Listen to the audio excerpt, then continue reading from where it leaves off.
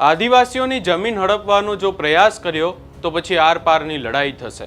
આ શબ્દો છે ચેતર વસાવાના અને હવે ફરી એકવાર છોટાઉદેપુરને લઈને વિવાદ ઊભો થયો છે।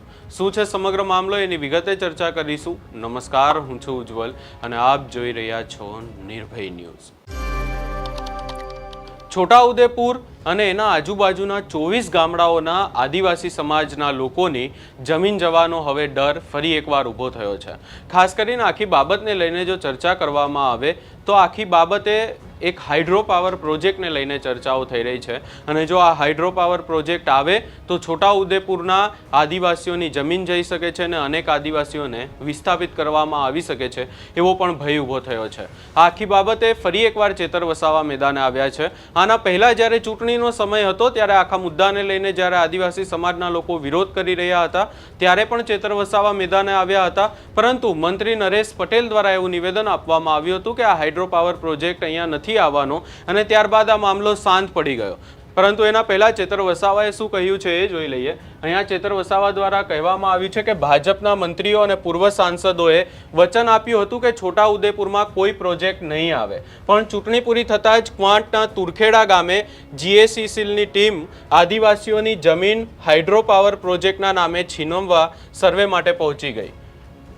અહીંયા એ પણ લખવામાં આવ્યું છે કે આખી બાબતે ઉદ્યોગપતિઓના ફંડથી ચાલતી ભાજપની વાત કરવામાં આવી છે અને લખવામાં આવ્યું છે કે સરકારના મંત્રીઓ તંત્રીઓ કાન ખોલીને સાંભળી લે, જો ગ્રામ સભાની મંજૂરી વગર અને ગ્રામજનોની સંમતિ લીધા વગર ઉદ્યોગપતિઓને ફાયદો કરાવવા આદિવાસીઓની જમીન હડપવાનો પ્રયાસ કરશો તો આર પારની લડાઈ થશે। અને આખી બાબતને લઈને હવે ચર્ચાઓ એટલા માટે થઈ રહી છે કારણ કે હવે ચૂંટણી પછી જે સરકારી લોકો છે, જે અધિકારીઓ છે, સર્વે કરવા માટે વિસ્તારમાં પહોંચી રહ્યા છે અને એનો વિરોધ હવે ફરી એકવાર છોટાઉદેપુરના લોકો કરી રહ્યા છે। તુરખેડામાં સર્વે કરવા માટે લોકો પહોંચ્યા હતા, અધિકારીઓ પહોંચ્યા અને ત્યારબાદ લોકોએ અધિકારીઓને ઘેરી લીધા અને એમનો વિરોધ કરવામાં આવ્યો। હવે આખી બાબતે ચેતર વસાવાએ પણ અહીંયા સ્પષ્ટ વાત કરી દીધી છે અને જે તે સમયે આખા પ્રોજેક્ટને લઈને ચર્ચાઓ થઈ રહી હતી ત્યારે ચેતર વસાવાએ શું કહ્યું હતું એ પણ સાંભળી લઈએ।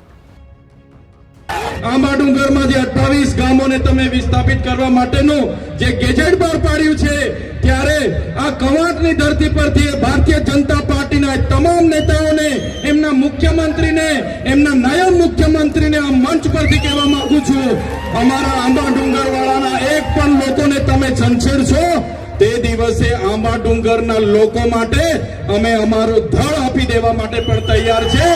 છેલ્લા શ્વાસ સુધી અમે લડીશું।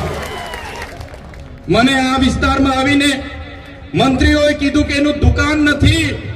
મંત્રીને ખબર હોવી જોઈએ, તમારા પ્રદેશના નેતાઓ, તમારા દિલ્હીના નેતાઓ મારા માટે મંત્રી પદ માટે લાલ બિછામ બચાવીને ઉભા હતા, લાલ જાજમ પાથરીને ઉભા હતા। મને તમારા પ્રદેશના નેતા અને દિલ્હીના નેતાએ કીધું, ચૈતરભાઈ તમે આવો, તમને કાલે મંત્રીમાં અમે ઉપાડી લઈએ, કાલે મંત્રી બનાવી દઈએ। પણ આ ચૈતરભાઈ વસાવા મંત્રી તંત્રી મુખ્યમંત્રી માટે નથી, અમારા આદિવાસીઓ માટે લડવાવાળા નેતા છે। અહીંયા મંત્રી આવ્યા હતા 2-3 દિવસ પહેલા, એમણે કીધું એવો તો કોઈ પ્રોજેક્ટ આંબા ડુંગરનો નથી, એવો તો કોઈ પ્રોજેક્ટ હાઇડ્રો પાવરનો નથી। ત્યારે સાથીઓએ મંત્રીની જેમ હું હવામાં વાત કરવા નથી આવ્યો, એ મંત્રીને હું કહેવા માટે આવ્યો છું, આ એ જ કાગળ છે, એમની ભારતીય જનતા પાર્ટીનો ગેજેટ છે, જેમણે નોટિફિકેશનની તારીખ 25 સપ્ટેમ્બર 2020 ના રોજ આંબા ડુંગરની આજુબાજુના 28 ગામોને સંપાદિત કરવા માટેનું ગેજેટ બહાર પાડ્યો છે। મેં મંત્રીની જેમ હવામાં વાત નથી કરતો અને એ સાથે જ મંત્રીને કહેવા માંગુ છું, તમારા જેવા અમે પાર્ટીના ગુલામ નથી, અમે આ સમાજ છે તો અમે ચૂંટાઈના જે ધારાસભ્ય બન્યા છે અને જે દિવસે અમારા સમાજને અમારી જરૂરત પડશે ને તો આ મંચ પર બેઠેલા લોકો પેલી લાઠી ખાશે, મંચ પર બેઠેલા લોકો પેલી ગોળી ખાશે, પણ અમારા સમાજને અમે ન્યાય અપાવીને રહીશું, ન્યાય અપાવીને રહીશું।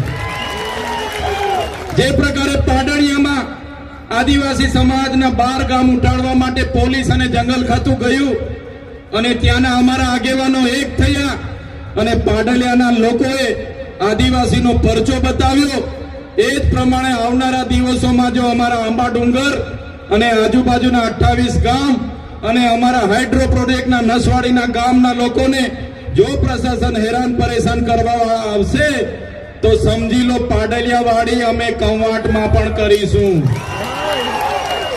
પાડલિયાવાડી કવાંટમાં પણ થશે. જે જંગલ ખાતાને પોલીસના માથા તૂટ્યા હતા એ જ પ્રકારે આવનારા દિવસોમાં અમારા એક પણ આદિવાસી ખેડૂતને અહીંયા ખોટી રીતે હેરાન કર્યો છે તો તમારા પણ અમે અહીંયા ભૂક્કા બોલાવી દઈશું.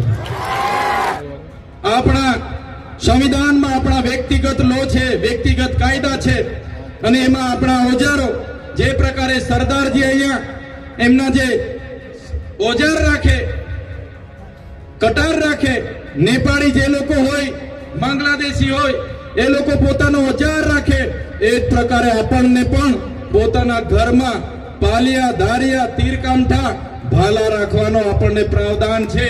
ત્યારે આપણે બધાને કહેવા માંગીએ છીએ આપણા ઘરમાં જે પણ સાધન સામગ્રી, આપણા ઘરના ઓજારો છે એ ઓજારો બધાએ સાચવીને મૂકવાના છે.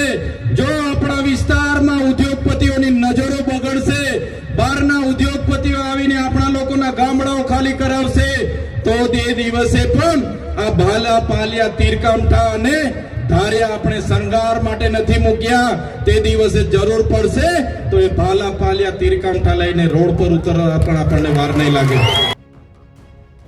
હવે આગામી સમયમાં જોવાનું રહેશે કે આખા પ્રોજેક્ટને લઈને શું થાય છે.